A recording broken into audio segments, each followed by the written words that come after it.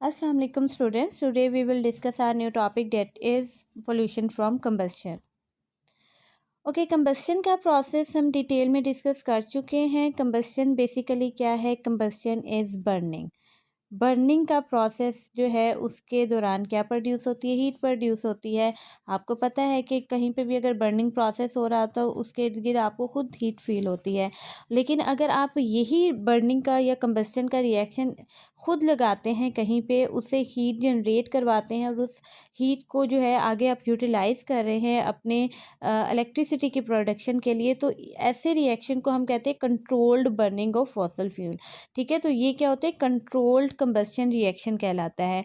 तो यहाँ पे अगर आप देखें कि फॉसल फ्यूल जो है इलेक्ट्रिक पार्ट जनरेटिंग प्लांट यहाँ पे आपको दिखाई दे रहा है कि इसमें अगर आप यहाँ पे देखें तो आपको पता चलेगा कि यहाँ पे हम कंबस्शन करवा रहे हैं। अब कंबस्शन किसको? कोल यानी कोयले को यूज़ करके हम करवा रहे हैं। और उससे होगा क्या कि उससे जो वाटर आप यहाँ पे यूज़ कर रहे हैं, यानी कहीं से भी आपने कूलिंग वाटर लिया, उसकी पंपिंग के थ्रू वाटर को आप इस जगह पे लेके आए हैं, उस वाटर को आप कंबस्टन हीट दे रहे हैं और हीट करके उसको क्या कर रहे हैं कि स्टीम में चेंज कर रहे हैं। वो स्टीम आगे बॉयलर यूनिट में से होकर टरबाइन को रोटेट करवाएगी और उससे आगे जनरेटर के थ्रू जो है इलेक्ट्रिसिटी जनरेट होगी और वही इलेक्ट्रिसिटी आगे जहाँ जहाँ पे ग्रिड्स वगैरह में भेजनी है वो भेजी जाती है। ठीक है, तो ये एक कंट्रोल्ड रिएक्शन है कंबस्टन रिएक्शन, जिसको हम यूज़ करके इलेक्ट्रिसिटी जनरेट कर रहे हैं। सिमिलरली सेकंड पॉइंट में उन्होंने क्या कहा है कि इन पेट्रोल, डीजल और जेट इंजन्स, उसमें क्या होता है? वहाँ पे भी हम कंबस्टन प्रोसेस करवाते हैं और कंबस्टन के टॉपिक में हम ये डिटेल में पढ़ चुके हैं। ठीक है, तो उसमें क्या होता है कि जो है वहाँ पे भी movement of kinetic energy produce होती है। ठीक है, वहाँ पे कंबस्टन रिएक्शन जो है वो काइनेटिक एनर्जी जनरेट करवाती है। ठीक है, लेकिन ये जो है वो कह रहे हैं ये तो आपके लिए यूज़फुल रिएक्शंस है, जिसे हम क्या कर रहे हैं अपने डेली लाइफ में इनको यूज़ कर रहे हैं। लेकिन वो क्या कह रहे हैं कि ये जो कंबस्टन रिएक्शन है ये आपके लिए कुछ हार्मफुल इफ़ेक्ट भी कॉज कर रहे हैं इन्वायरमेंट पे। तो उसकी डायग्राम आपको ये नीचे दिखाई दे रही है। ठीक है, अगर यहाँ पे अगर आप सेकंड डायग्राम को देखें तो आपको इसकी क्लियर पिक्चर नज़र आ रही है। ठीक है, कि किस तरह से ये बेसिकली है इलेक्ट्रिसिटी जनरेटिंग प्लांट ही है। और ये अगर आप साइवल साइड पे जाएं तो आपको वहाँ पे भी ये वाला प्लांट नज़र आएगा। ठीक है, कोयले से जो हम इलेक्ट्रिसिटी जनरेट करते हैं। लेकिन इसमें अगर आप देखें तो यहाँ पे बहुत ज़्यादा जो है कोयले को जब आप बर्न करते हैं तो उससे बहुत ज़्यादा जो है ये पोल्यूशन कॉज होती है। ठीक है, तो ये एक हार्मफुल इफ़ेक्ट है ऑन आर इन्वायरमेंट। ठीक है, और क्या क्या इफ़ेक्ट्स इससे आते हैं बेसिकली कि बर्निंग का प्रोसेस जो आप ये कंबस्टन करवा रहे हैं उससे आपके इन्वायरमेंट पे और क्या क्या इफ़ेक्ट्स आते हैं वो हम आगे डिस्कस करते हैं डिटेल में।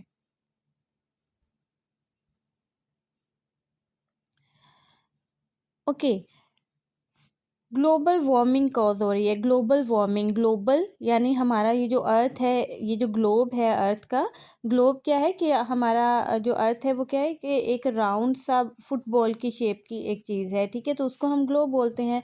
और ये डे बाय डे जो है वो वार्म होती जा रही। वार्म कर किसको कहते हैं? गर्म होने को कहते हैं। अब वो किस वजह से हो रही है, उसकी रीज़न क्या है? यहाँ पे हम बेसिकली कहते हैं कि कार्बन डाइऑक्साइड, कंबस्टन के प्रोसेस से कार्बन डाइऑक्साइड प्रोड्यूस होता है, ये भी हम डिस्कस कर चुके हैं। तो उस कार्बन डाइऑक्साइड, जैसे यहाँ पे देखें कि फर्स्ट डायग्राम में देखें कि कंबस्टन का प्रोसेस करवाने के लिए आपको फ्यूल चाहिए, एयर चाहिए। यहाँ पे आप कंबस्टन का प्रोसेस करवा रहे हैं और उससे कार्बन डाइऑक्साइड और अदर गैसेस प्रोड्यूस होती हैं। और इसके अलावा आपकी जो यूज़फुल आप इससे अपना काम करवाना चाह रहे हैं, लाइक इलेक्ट्रिसिटी ही जनरेट करवाना चाह रहे हैं, तो वो भी आप करते हैं।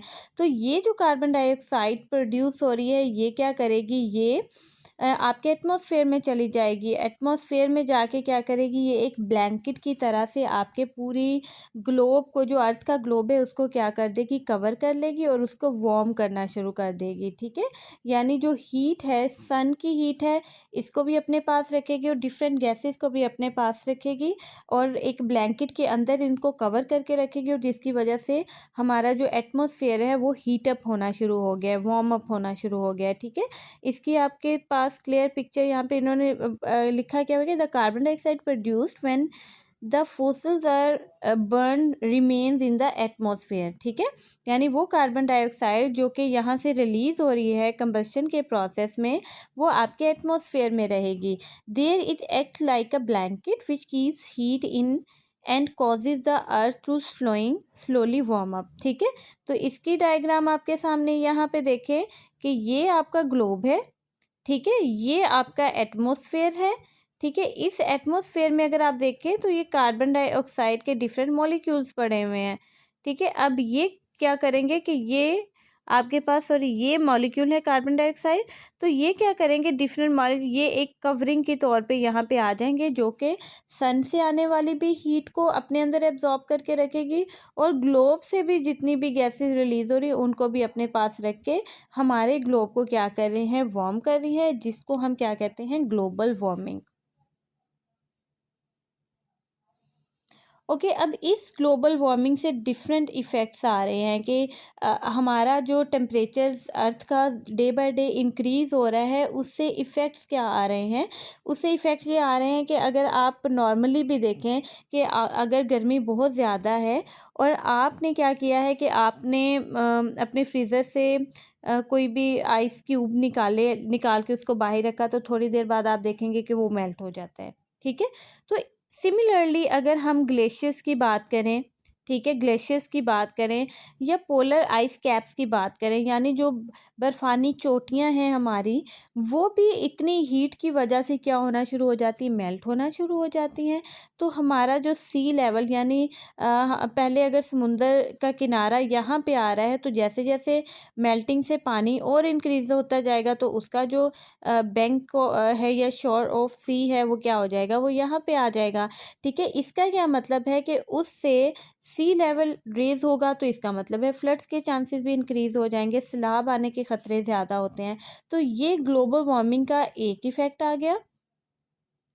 अब सेकंड इफ़ेक्ट क्या वो बता रहे हैं कि it could be changing the atmosphere या वर्ल्ड क्लाइमेट, ये वर्ल्ड के क्लाइमेट को चेंज कर रही है। क्लाइमेट चेंजेस का कि हमारे पास ये एक बड़ी अच्छी एक ग्राफ की मदद से आपको बताएंगे कि किस तरह से ये आपके क्लाइमेट को, यानी टेम्परेचर जो है डे बाय डे किस तरह से चेंजेस आ रही हैं टेम्परेचर में। तो यहाँ पे अगर आप देखें फर्स्ट जो है, इसमें अगर आप नीचे वाली साइड पे देखें तो आपको 90s में बता रहे हैं कि जो है फॉसल फ्यूल कार्बन एमिशन दिखा रहे हैं कि कार्बन जो है उसका रिलीज़ 1900 में, यानी आज से 100 साल पीछे चले जाएं तो बहुत कम था, ठीक है। और उसके बाद अगर यहाँ पे देखेंगे ज़ीरो से स्टार्ट हो रहा है, ठीक है। और उसके बाद जो है 1950 तक जो है वो और इंक्रीज़ होता गया यूजेज, और 2000 में जो आके जो है 2000 में आके इतना हो गया, 2055 तक, अभी हम चल रहे हैं 2021 में, 2050 तक ये और ज़्यादा इंक्रीज़ हो जाएगा। और अगर अगले मतलब 100 साल में अगर आप देखें तो ये और ज़्यादा इंक्रीज़ होता जाएगा। अब अगर हम यूजेज इसी तरह बढ़ाते जाएंगे तो उससे आगे टेम्परेचर पे, ग्लोबल टेम्परेचर पे क्या इफ़ेक्ट आएगा। वो कह रहे हैं कि जब 90s में फॉसल फ्यूल्स की यूजेज बहुत कम थी, तो उस वक्त टेम्परेचर भी कम था। अगर आप यहाँ पे देखें -2 है, ज़ीरो से नीचे, यानी ठंड होती थी। -2 का मतलब है ज़ीरो से नीचे है, ठीक है। तो उसके बाद जब 1950 में हमने यूजेज और बढ़ा दिया, और उससे क्या होगा, यूजेज बढ़ाने से टेम्परेचर थोड़ा सा राइज होना शुरू हो गया, ठीक है। और with the passage of time अगर आप यहाँ पे देखें 2000 तक क्या हुआ है कि टेम्परेचर का ग्राफ जो है और इंक्रीज़ हुआ है। क्यों? क्योंकि हमने यहाँ पे फॉसल फ्यूल का इस्तेमाल भी बहुत ज़्यादा कर दिया अब तक। 2050 तक अगर इसी तरह हम चलते रहे, 2050 तक टेम्परेचर और बढ़ता जाएगा, और अगले मतलब 1900 से 2100 तक अगर आप जा रहे हैं, अगले 100 साल में क्या होगा कि टेम्परेचर जो है मज़ीद जो है वो बढ़ता जाएगा, ठीक है। तो इस तरह क्लाइमेट, हमारे वर्ल्ड क्लाइमेट जो है वो with the passage of time, जिस तरह हम कंबस्शन के प्रोसेसेस बढ़ाते जा रहे हैं, और उसी तरह से कार्बन डाइऑक्साइड का रिलीज़ ज़्यादा होता जा रहा है, हीट एनर्जी बढ़ती जा रही है, टेम्परेचर अर्थ का बढ़ता जा रहा है, क्लाइमेट चेंज होता जा रहा है हमारा। ओके, द नेक्स्ट इफ़ेक्ट क्या आता है कि कार्बन डाइऑक्साइड जो कि रिलीज़ होती है वो हमारे ओशंस में जो है वो ओशन यानी समुंदर में भी जो है डिज़ोल्व होती है। अब किस तरह से डिज़ोल्व होती है, अगर आप ये फर्स्ट डायग्राम देखें यहाँ तक, तो आपको किस तरह से पता चल रहा है कि ओशंस जो हैं वो ज़्यादा एसिडिक हो रहे हैं। कार्बन डाइऑक्साइड जो कि एटमॉस्फेयर में रिलीज़ हुई है वो डिज़ोल्व हो गई आपके कहाँ पे, वाटर के साथ, ओशंस में वाटर के साथ ये डिज़ोल्व हुई, उनके साथ मिक्स हुई और उसने वहाँ पे रिएक्शन करके क्या बना दिया, कार्बोनिक एसिड। एसिड हो ज़्यादा बनने की वजह से पूरा ये जो ओशन है, ये समुंदर है, वो क्या हो गया, एसिडिक हो गया। अब उससे इफ़ेक्ट क्या आ रहा है, उससे इफ़ेक्ट ये आ रहा है कि यहाँ पे ये जो कोरल रीफ्स जो हैं ये डिफरेंट जो है चीज़ें हैं जो कि वहाँ पे बन रही होती हैं। आपने समुंदर के अगर कहीं कहीं पे अगर आप वीडियोस वगैरह देखते हैं तो वहाँ पे कोरल रीफ बहुत ज़्यादा बने हुए होते हैं। तो ये जो है इसका मतलब है वो जो बने हुए होते हैं ये क्या करेगा, कार्बोनिक एसिड उनको डिज़ोल्व करना शुरू कर देगा, उनको ख़त्म करना शुरू कर देगा। अब वो फ़िश जो कि इनके ऊपर जो है डिपेंड कर रही होती है, उनको खाने के लिए ये मिलेंगे नहीं। जब खाने के लिए नहीं मिलेंगे तो उनकी लाइफ को भी ख़तरा है। तो इस तरह से इनडायरेक्टली कार्बन डाइऑक्साइड जो है वो ओशनिक जो लाइफ है उसको क्या कर रहे हैं, बहुत ज़्यादा इफ़ेक्ट कॉज कर रहे हैं। ठीक है, तो यहाँ पे इसको हम देख लेते हैं कि carbon dioxide release when fossil fuels are burn and dissolve in the ocean is also making sea water more acidic. ठीक है, मोर एसिडिक का आपको कॉन्सेप्ट समझ आ गया है कि किस तरह से एसिडिक हो जाती है। It is becoming acidic at a rate faster than anything seen in on earth in the last 65 million years. ठीक है, अब वो कह रहे हैं कि मतलब बहुत ज़्यादा तेज़ी से जो है एसिडिटी ओशंस की बढ़ती जा रही है with the passage of time. ठीक है, जो कि उन्होंने कहा है कि आखिरी 65 मिलियन ईयर्स में देखा जा रहा है, तो ये बहुत ज़्यादा इंक्रीज़ आता जा रहा है इसमें। और साइंटिस्ट का क्या बिलीव है कि the change may be too fast for sea animal to adopt to it. यानी ये चेंज इतना ज़्यादा आता जा रहा है कि जो मेरीन लाइफ है, जो कि फ़िश वगैरह वहाँ पे रह रही हैं, जितने भी लिविंग ऑर्गेनिज्म पे वहाँ पे है, वो इसको अडेप्ट कर लेंगे। यानी उनके लिए ये फिर कोई एक बहुत ज़्यादा हार्मफुल चीज़ नहीं होगी। यानी एसिडिक रह रह के वहाँ का इन्वायरमेंट, तो वो उसकी भी यूज़ टू हो जाएंगी, फिर उनके ऊपर भी इतना ज़्यादा इसका इफ़ेक्ट नहीं आएगा। ओके, अब एसिड रेन किस तरह से बन रही है। ठीक है, कंबस्शन के प्रोसेस में या डिफरेंट गैसेस प्रोड्यूस हो रही होती हैं। ठीक है, अब पहले हमने कार्बन डाइऑक्साइड की बात की, अब हम अदर गैसेस की बात कर रहे हैं। ठीक है, यहाँ पे अगर आप डायग्राम को देखें गौर से, तो यहाँ पे ये जो बर्निंग का प्रोसेस है उसमें अदर गैसेस भी प्रोड्यूस हो रही हैं। जिस तरह यहाँ पे सल्फर डाइऑक्साइड है और इसके अलावा नाइट्रोजन के ऑक्साइड्स बन रहे हैं।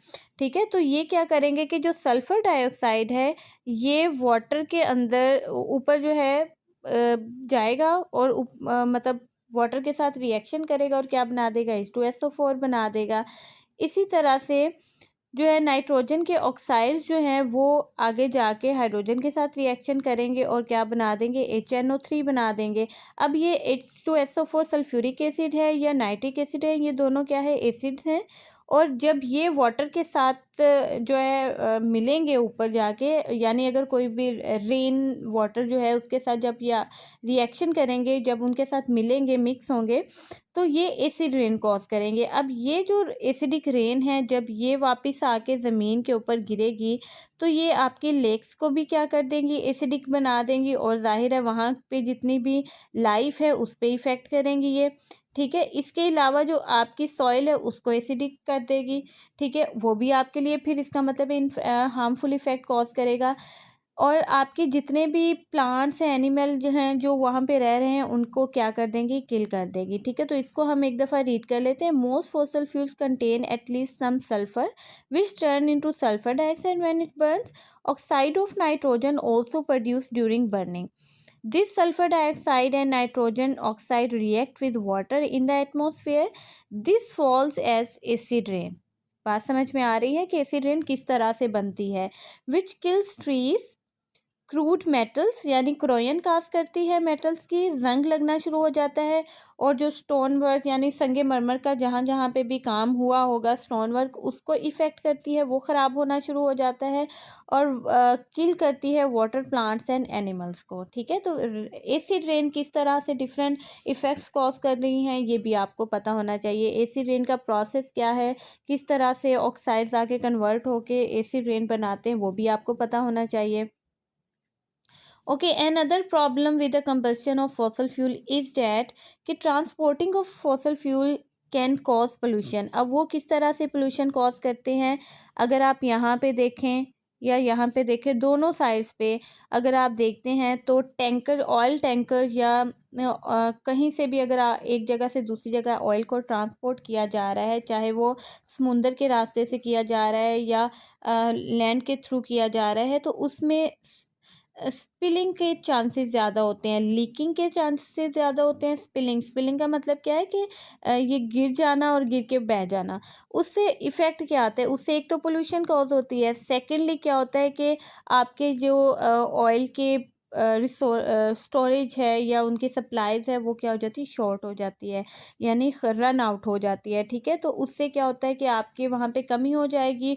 और जो ये जिस तरह ऑयल वगैरह का या पेट्रोल वगैरह का बहरान आ जाता है एकदम से कि कमी आ जाती है, वो ये सारा इफ़ेक्ट भी इसी वजह से आता है। ठीक है, तो ये आज हमने जो है ये किस तरह से कंबस्शन जो है वो डिफरेंट पोल्यूशन की कॉज कर रही है, उसके क्या क्या इफ़ेक्ट्स कहाँ कहाँ पे आते हैं, आपने ये सारे अच्छे तरीके से याद करने हैं। होम टास्क क्या है आपका कि आपने 5 शॉर्ट क्वेश्चन जो हैं वो रजिस्टर पे बनाने हैं और इसके अलावा इस टॉपिक को अच्छे से लर्न करना है। Thank you so much.